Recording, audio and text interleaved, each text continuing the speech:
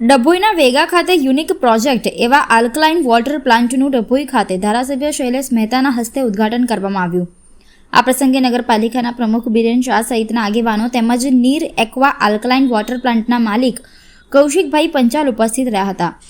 આરો પ્લાન્ટની સાથે હવે લોકો આલ્કલાઇન વોટર તરફ વળે અને પાણીમાં આલ્કલાઇનનું એટલે કે TDSનું પ્રમાણ શરીરને હાનિ ન પહોંચાડે તે રીતે ડભોઈ ખાતે પ્રથમ આલ્કલાઇન વોટર પ્લાન્ટ નીર એક્વાનું ઉદ્ઘાટન વેગા ખાતે ધારાસભ્ય શૈલેષ મહેતાના વરદ હસ્તે કરવામાં આવ્યું હતું।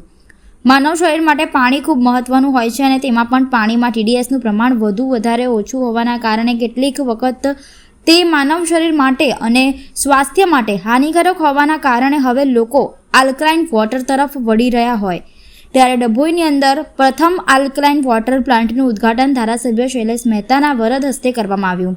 આ પ્રસંગે ડભોઈ નગરપાલિકા પ્રમુખ બિરેન શાહ, કારોબારી ચેરમેન તેજલબેન સોની સહિત શહેર પ્રમુખ દીક્ષિતભાઈ દવે ખાસ ઉપસ્થિત રહ્યા હતા। વોટર પ્લાન્ટના માલિક કૌશિકભાઈ પંચાલને આ પ્રસંગે શૈલેષભાઈ મહેતા દ્વારા શુભેચ્છા પાઠવવામાં આવી હતી।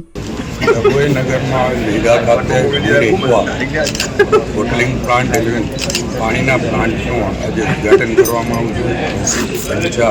એમના ફેમિલી દ્વારા આ વિસ્તારમાં જે 3000 કરતાં વધુ TDSનું પાણી બોરિંગમાંથી આવે છે એને પ્લાન્ટ દ્વારા ક્લીન કરીને લગભગ 120-125 TDSનું પાણી કરીને એમાં યુવી મારફત એને એ કરવામાં છે આલ્કલાઇન પાણીમાં રૂપાંતરિત કરીને લોકોને બોટલ મારફતે આપવામાં આવશે।